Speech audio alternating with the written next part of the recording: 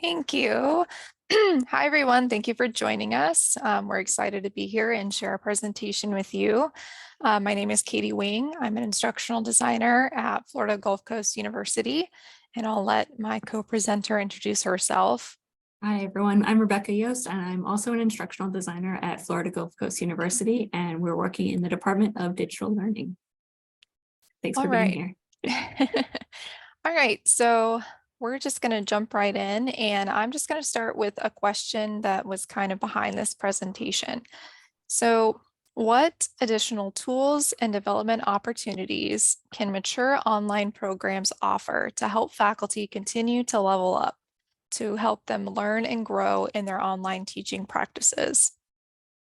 So in response to this question, our digital learning department, over the course of 2 years, have developed a new rubric called the Online Teaching Internal Self-Review, or OTIS for short, for faculty. So this self-assessment, it helps examine the quality of online course delivery separate from the course design. So its goal is to help faculty reflectively evaluate their online teaching practices after the course design review. So to move beyond the course design and to focus on delivery. So we hope to accomplish this by sharing the OTIS rubric as an evaluative instrument. So a self-assessment for faculty to reflect on the principles of quality online teaching. So today we're going to discuss what those differences are between online course design and delivery. And then we're going to practice self-reflection using the OTIS rubric. And we're also going to show an example of a faculty development academy to help facilitate some self-assessment and bring faculty the understanding of quality online education that goes beyond the course design. So just to give a little background about our institution, so FGCU broke ground in 1995 and officially opened its doors August 25th, 1997, with approximately 2,500 students. FGCU celebrated its 25th anniversary last year, and in that time, there have been 6 colleges, 5 schools, and numerous degree programs established that now serve about 15,000 students. Today, FGCU is supported by our digital learning department, consisting of 4 instructional designers and 3 instructional technologists. From FGCU's conception, online learning has been supported as it looked towards the future. So here's just a snapshot of some of our online program statistics. So we currently have 22 established online programs offered, taught by about 443 full-time faculty and adjunct faculty. And our full-time enrollment rate for our online courses as of the last academic year is about 36%, or about 5,700 students. So how does FGCU differ? At FGCU, faculty have had the option to teach online since the university opened. Currently, there is no certification required to teach online, and there are also no distance learning fees collected. And we also began conducting internal quality matters reviews in 2017. So the question is, when these choices are optional and faculty have already been teaching online for a long time, how do we get them to participate in professional development, especially in self-assessment? Currently, there are 2 opportunities for faculty to participate in PD to help enhance their online teaching. The first, they can go through and earn their online teaching certificate, where they must complete certain trainings, academies, and internal QM review, and also participate in the online teaching self-assessment, or the OTIS Academy. The second opportunity, they can apply for the President's Award for Exemplary Online Teaching, where they must submit an application meeting certain criteria that demonstrate high quality online teaching, including completing the OTIS Academy. Thanks, Katie. So the general pathway that we see faculty going through, because as Katie mentioned, it is a lot of optional stuff, right? We don't require certification before you can teach an online class. So right now you see kind of a wavy line for our path for faculty because it's not very straightforward. we hope usually that faculty start off with some tech training, design a course with us, teach online, get the course reviewed, and then they can move on to Otis. But sometimes it's a little bit more, the pathway is a little bit more fluid than that. And so you might have tech training and then they teach online, then maybe they start a course review, but they go back and redesign the course and then come back to a course review. But regardless, Otis is where we get that opportunity to level up, where we ask our faculty to conduct that focused PD opportunity to look at what they're doing in their online courses. It is new beginning in 2021. And as we mentioned, it's kind of that way to sort of extend learning and growth for our faculty beyond just the course design. So as part of the requirements, faculty that are completing Otis, the Academy with us, must have done a course review with us. And as Katie mentioned, we do internal reviews using the Quality Matters rubric. And so the internal review is 2 instructional designers and 1 faculty subject matter expert. When we're conducting reviews, we usually separate the course design decisions from online teaching. And at times faculty have problems differentiating because they're used to doing both at the same time. So I just kind of want to stop here and take the temperature from everyone who's in this session with us, just to kind of get a sense of how you all are doing it, your quality online reviews that you're doing. Do you primarily look at just the design and the delivery, a mix of both? And so you'll see that there's a little QR code up on the screen. So if you can really quickly just answer a poll question, I just want to get a sense of how everyone's doing this right now, because we found that there was kind of a gap here. And I'm going to pull up the poll results.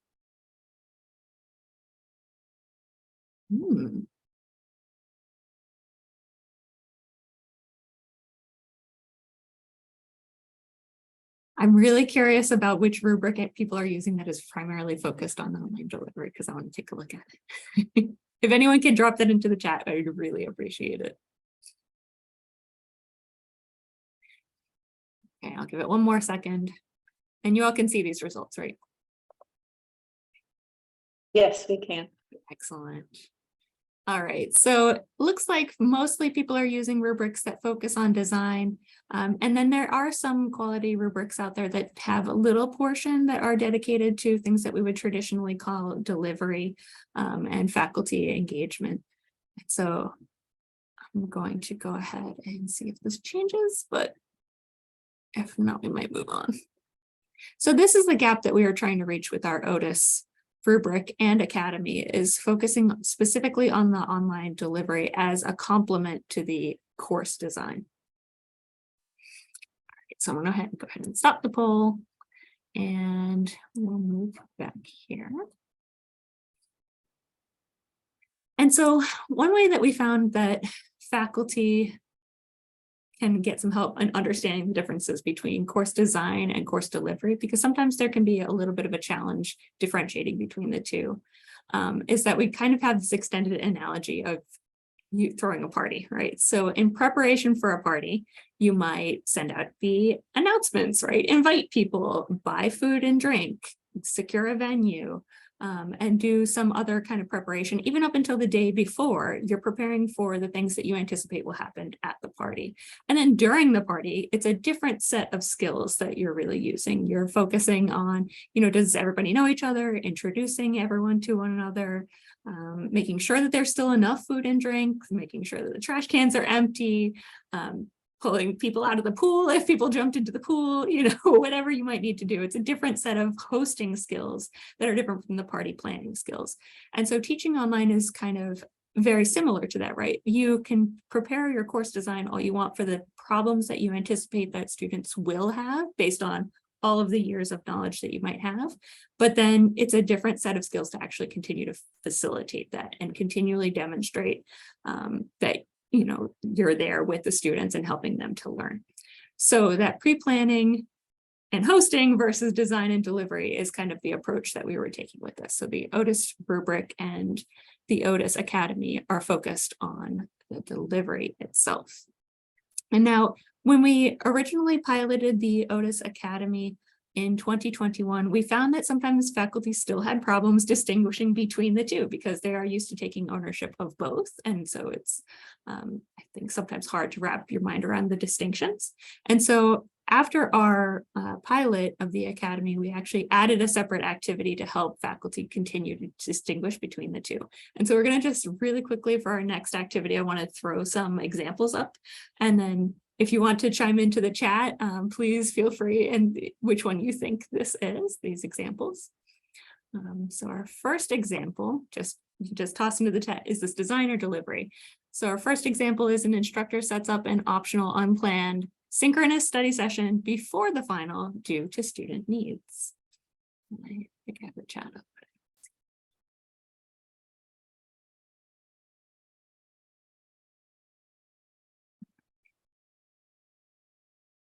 Okay, so it's looking like people are heading towards delivery, and I would love to know if anybody wants to just tell us why specifically you're thinking delivery, special delivery. Design. Yes, so primarily we were thinking of this as delivery because it's optional, it's unplanned, it's not part of the overall course design, and it's in response to the students' needs in that given course in a given semester. So excellent, let's do another one. The second one is a faculty member reports an academic integrity issue in their online course to the department chair. Oh.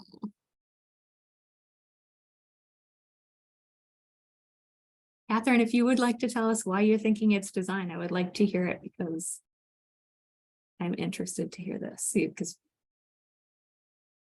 the setting up of the academic integrity policies might be design, but maybe the interpretation could be what you actually do or say to those students afterwards. So that's the more delivery. Academic integrity is supposed to be factored into the design, but it's also something that continuously needs to be addressed with your students that are in the class. So that's kind of the delivery aspect component. All right, so we've got another example. Faculty member has an assignment where students do work in the local community. It's design or delivery.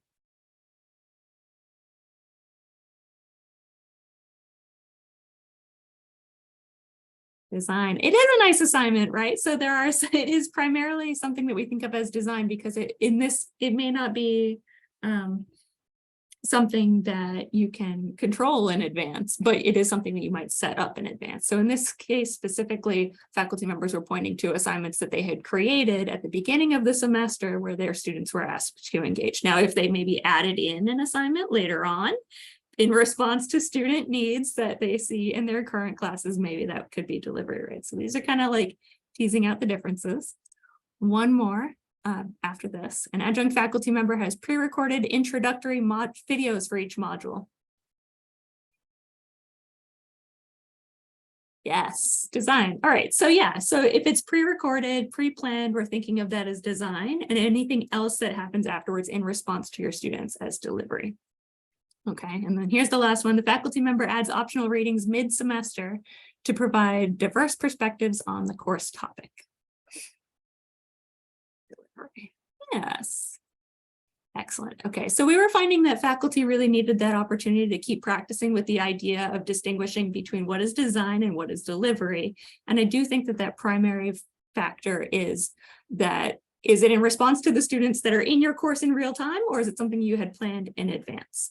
And so once we kind of iron that out, they continue to start reflecting based on this rubric. So thus the Otis rubric was born. It entirely consists of these 5 standards that are based entirely in online teaching and delivery behaviors, right? So there are 5 general standards and I believe 15, but my math is bad, so please don't judge me if I'm off by one specific criterion.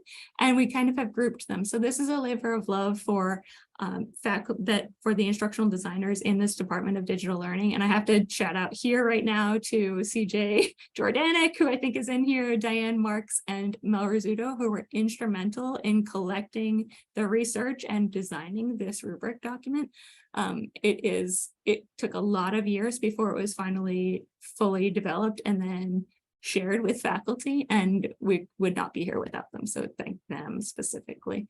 When I came on board, we were sort of reorganizing the rubric to have these different categorizations. There was a lot of tweaking and kind of rewording that we were doing to make sure that it was clear. And so then after the rubric was developed, we shared this self-assessment with the Lucas Center for Teaching and Learning here at FGCU. We shared it with the College of Education faculty to see if there were any gaps in the research or anything that they thought was missing from it. And we also shared it with our Director of Digital Learning for any other missing kind of ideas. And so this rubric is the whole basis for the Otis Academy. So the self-assessment is available to faculty. They don't need to take the Academy to do it. However, the Academy gives them a guided way to complete that transformative reflection on their practice. The full rubric was designed to mimic the QM style because we do use Quality Matters rubrics for our internal reviews. So we wanted to have a similar format to what they were already familiar with. And so now I think it might be nice to kind of have a chance to actually try out one reflective activity from this rubric. I want to focus on specifically one standard in online teaching persona, right? So that way that you're demonstrating to faculty that, hey, there's a human being teaching this class with you, that's here with you. This is not just a correspondence course. I'm a human and I'm here for you. And so we're going to look specifically at 1.3, that criterion, which is demonstrating enthusiasm for the course subject matter. And I have a Jamboard here. So Katie's going to put a link to the Jamboard in the chat, and we can all take a look at it. I did not know how many people were going to come. So there are 4 different slides. And so if you're finding that you're bumping elbows with people and you want some space, please feel free to move. You can use these 2 arrows at the top to go back and forth between the first, the second, the third, or the 4th slide. And then you can just use the sticky note here to go ahead and pop just some thoughts in. So 1.3 specifically is thinking about online course delivery. And if you're not teaching online right now, if you have taught online in the past, or if you're working with a faculty member who is teaching online and you'd like to share something that they're doing, you can. But think about what they're doing to continually, throughout the semester, continue to demonstrate enthusiasm for the course's subject matter. And if you just want to share a couple of ideas, we're going to leave off here for a little while. And then hopefully people can share some ideas that they have seen or that they have done in the past. And I'll take a look. I don't know if there's any questions or anything that was in the chat.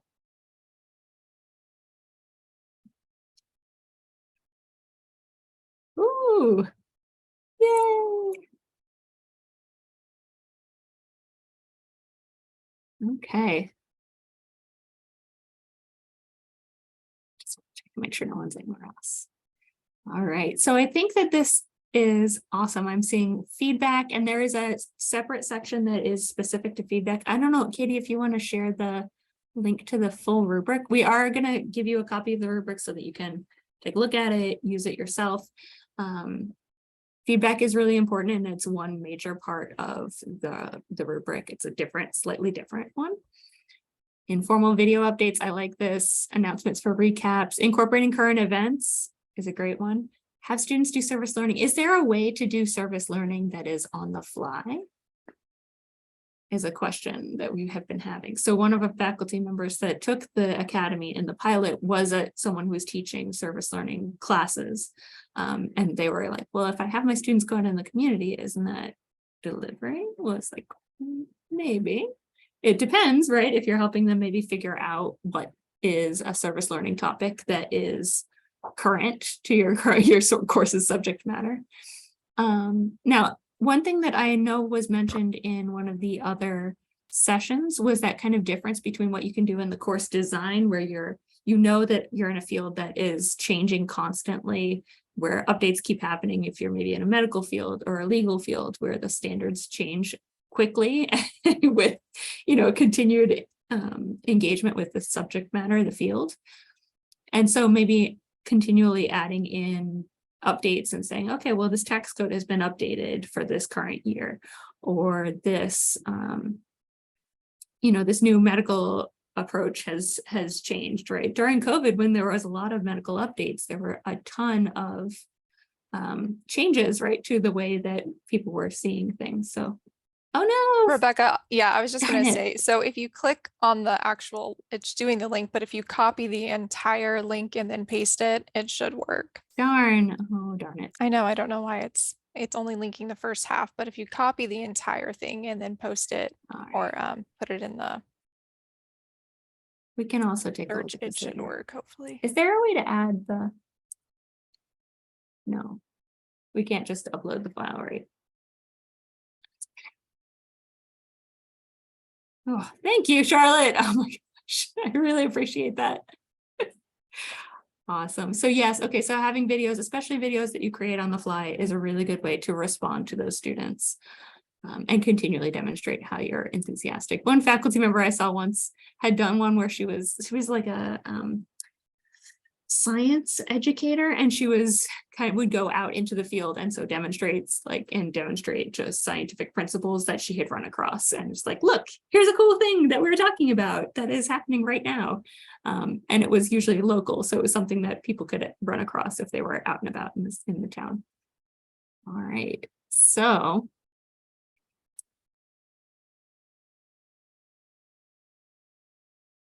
video feedback. Okay, I'm going to close out the Jamboard now because we've got a lot of great responses. And Katie will lead us through that next kind of debrief activity, the follow-up, which would be the next part of what we would do in the Otis Academy.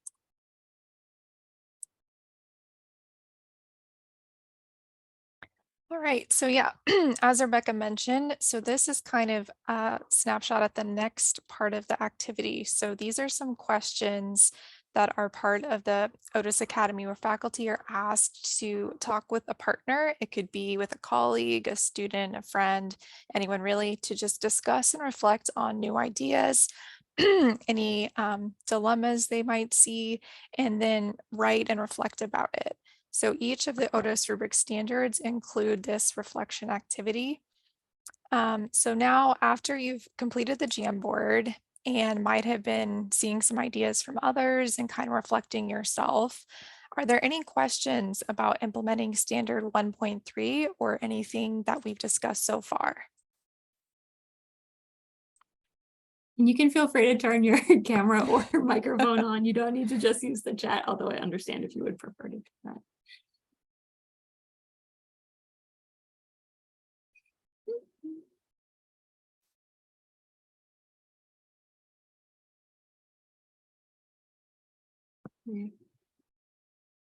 All right, looks like we have one question. Have You encountered resistance from faculty? If so, how do you overcome this?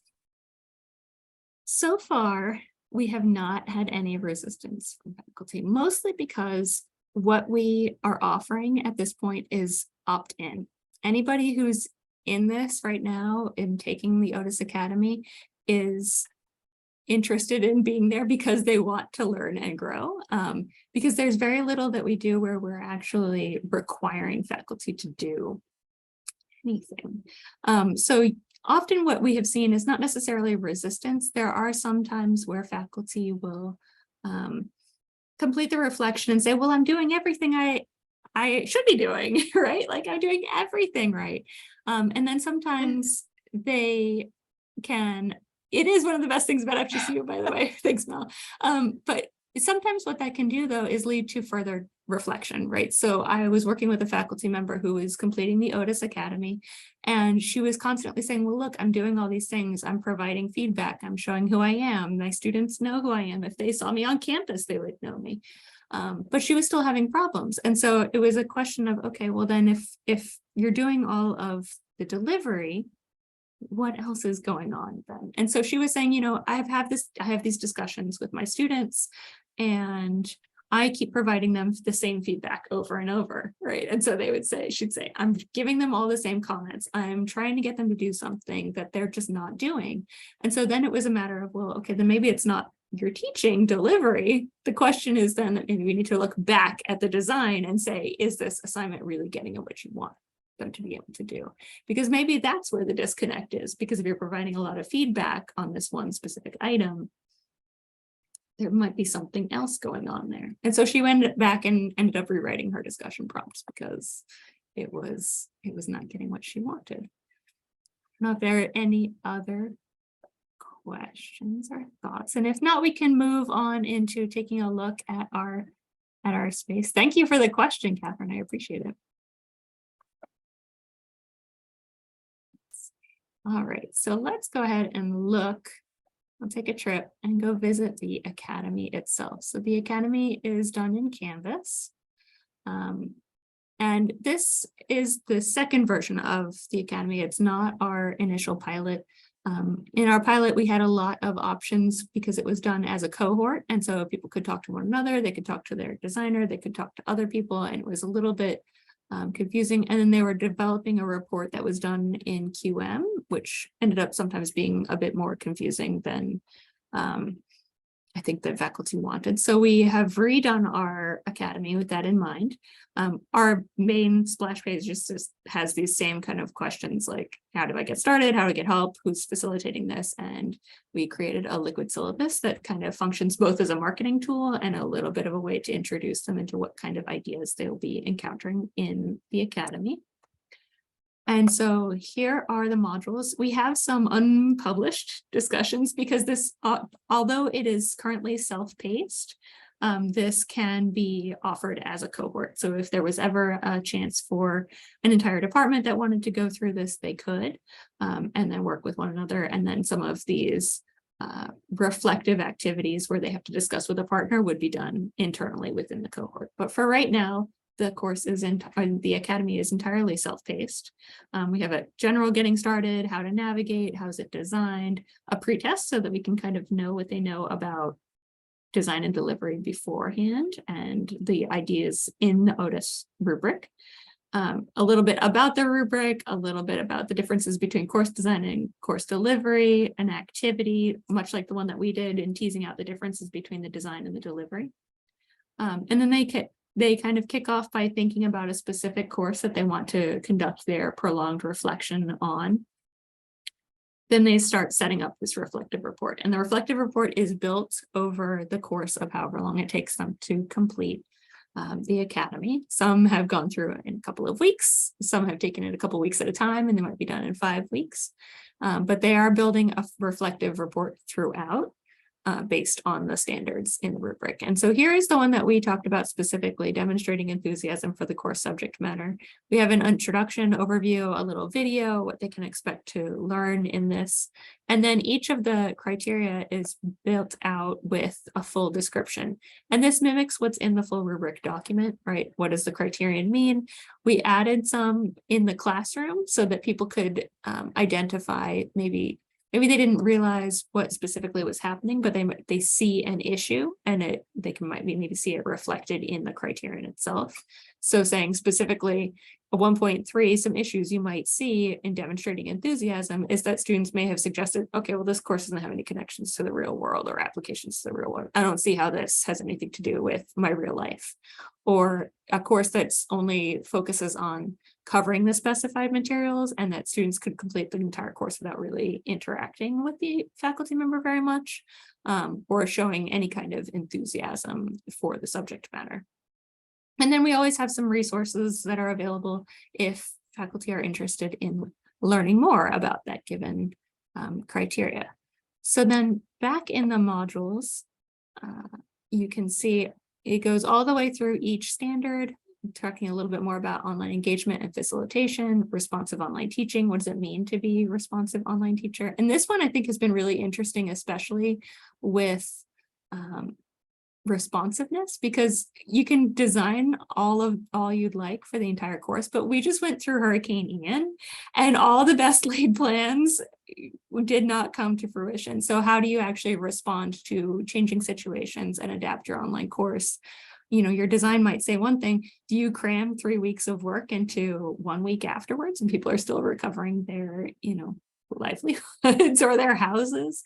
Or how do you adapt for what you need to based on what students are able to accomplish? And so each of these standards has a little bit more information, a little bit of thought-provoking ideas, we think. So they initially review and reflect, like we did with our Jamboard. What am I doing? And then what can I maybe do differently? They discuss their plans. I'm thinking about doing this differently with a peer, a colleague, like Katie said, a student. Sometimes you can run some really good ideas by a student. And then they encapsulate all that in the report. So they submit evidence is just them building the report piece by piece. At the very end of the academy, they have this reflective online teaching improvement plan. So they have a finalized report document that they can use to share. And we've had feedback from faculty that have used it to submit for the president's award for exemplary online teaching. We've also had people use it for PDPs and helping to develop some further goals for themselves. And then we've also had faculty that have said they've used it for narratives for promotion. And so if you're saying, I've been working on my online teaching skills for the last 5 years, and here's how I know, here's a report that I created, you can pull from that to help support your case. And then this final reflective and teaching improvement plan has been really well received. Like, faculty like this a lot. This is the one thing that we get a lot of feedback on. And the template is derived from a similar document in the Quality Matters rubric, but it's based on, or not in the rubric itself, but in the workbook. There's a separate section at the very back that's kind of this similar format, right? So you can say, I'm looking at this specific review criterion. I want to make a given change. I need help with is their way of figuring out, like, what else do I need to learn about this thing if I want to improve it? And then the best part is this priority and due date section is what we've heard, because you can go through this whole academy and think, wow, I'd like to do this, and I'd like to do this, and I'd like to do this, but trying to redo everything in one, it never works if you try to take on too much at the same time. So being able to prioritize and say, I want to start working on this, and work in small bites, small chunks, and say, I want to start with this, then I want to do this by next fall, then by next year, next spring, I want to do this, has helped faculty kind of come up with these different paths to what they want to accomplish, but in an achievable way and not in an overwhelming kind of way. Okay, and is there anything anybody wants to look at in here before we move back to our final presentation? Is this an open course shell? What that right now, this is actually the live course. I realized afterwards I probably should have created an open course shell version. I do not have one right now.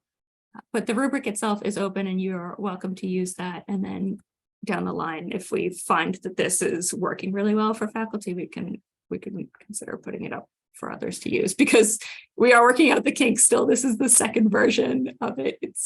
I would not say it's currently even wrapped up for the second full offering, but that's a great question. Thanks. All right, I'm just gonna hop back to here and let Katie do the takeaways before we open up for any questions. All right, so yeah, just to kind of wrap up and review some of our main takeaways from this process. As Rebecca mentioned, one of the big ones is that teaching this self-reflection often leads back to design updates. So like the instructor she had worked with that kept running into the issue with her discussions of, my delivery is working great, I don't understand. It actually went back to a design issue. And then once they made that changed, then everything flowed better. The academy, as she said, can easily be converted to a cohort model if needed. And that final report that she showed in the academy, faculty find that very useful for promotion, PD goals, and as she said, to submit as evidence as part of that President's Award for Online Teaching. And they also do enjoy that final reflective activity and that improvement plan because it's something they can continue to use beyond the academy and have those kind of more manageable pieces of things that they want to change in the future. And lastly, more research is definitely needed for this, for norming and to kind of go beyond what we've done. So as Rebecca said, the rubric is available. It's under Creative Commons. So please feel free to use it. We would love anyone's feedback if you do try it out. So please let us know. All right, and I think our last slide is just our contact information. So if anybody has any questions or anything you want to take a look at, we are open to questions or any thoughts. Thank you, Amy. It has been really interesting. So because of FGCU's approach, and all of it really just being optional, it has been really a main point of what we're doing to make it as useful as possible to faculty. So they'll continue to engage in professional development with us, right? So if they have something that they can actually use and then transfer it to applying for awards, or like Katie said, applying for the certificate, it's not required, but it shows that you're going above and beyond.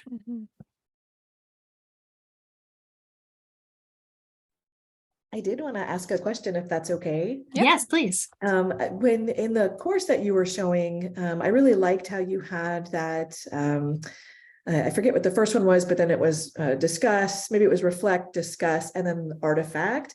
I'm just curious, did you have kind of a similar template for those artifacts when they submitted that, similar to that final reflection? Yes. So we had, well, in our, I'm trying to get back to the link to the course itself. In one of the earlier activities in the very first module, there's an activity for setting up the reflective report. And in it, there are a number of templates. So we were originally using QM's backend to help facilitate collecting the artifacts essentially, or like writing a report, but we ended up switching to this different tool. Like select whichever one you want. You could create a OneNote notebook, you can create a Google site, you could do whatever you'd like, whatever makes the most amount of sense for you. But we do provide templates that they can use if they like. And then throughout, they just keep submitting the same link to those submit evidence. Okay, great. So it's one big document that they're working on, and then one big iterative document. Yeah. Thank you. That was an awesome question. I don't know if anybody has any thoughts. Is there a follow-up one-on-one with faculty? That's a really good question. We do have that end piece that we're looking at. So we can, instructional designer, if they're working with one, can follow up with them after a little bit of time and see what other resources they need. Because we're a really small team, I think what ends up happening is they reach out to us kind of unofficially before that point, or if they're having problems with something, to say, remember I was looking at this, and then launch right into it. So we don't necessarily have to do like a standardized one-on-one, but we do have that built in afterwards. Yes. We have really big goals for this over time, right? Like I'm sitting here with new analytics and trying to find out what people are most interested in or spending the most amount of time on. I know that at some point Diane has suggested that we do like a gallery walk where people can show off the things that they're doing. I think we need to have a few more participants before we get to that point, but then over time, as part of the big goals. That's a great question.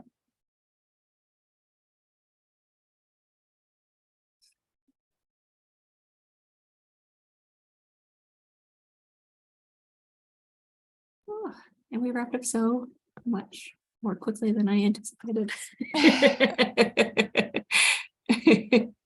I'll ask another question if y'all don't mind. Yeah, please do. Would you be willing to show that template now that the one that's on the page? Just curious. Which one do you want to look at? Which I'm assuming they're all the same Yeah, content, right? But sure. just different. And great application of UDL there. So good for you guys for giving that Thank choice. you. Thank you.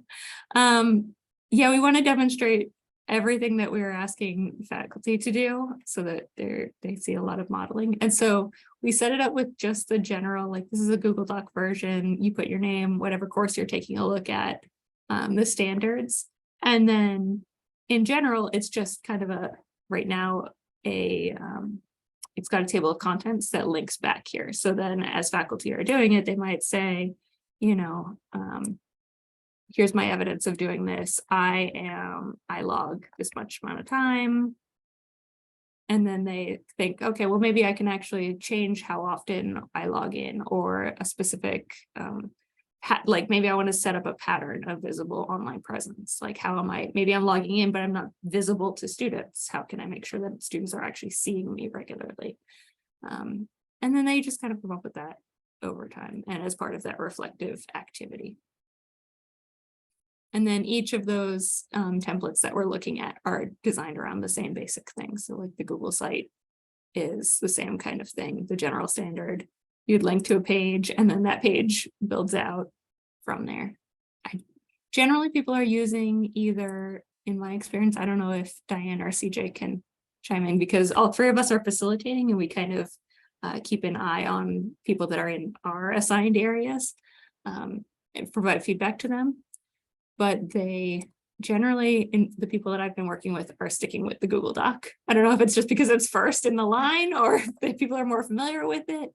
I'm not sure, but mostly my people are using this. I don't know if that's true for everybody else. But we owe a huge amount of debt to all of the team members that helped develop this rubric, who came up with the original idea. Mel was really instrumental. Thank you, Mel, for chiming in the chat. She was absolutely instrumental in developing the first version of this rubric and the academy.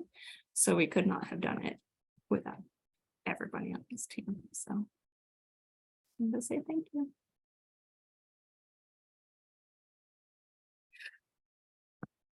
All right, ladies and gentlemen, we are nearing the end. So I want to thank Rebecca and Katie for a wonderful presentation. Sounds like some great ideas will be taken away from everyone. So thank you.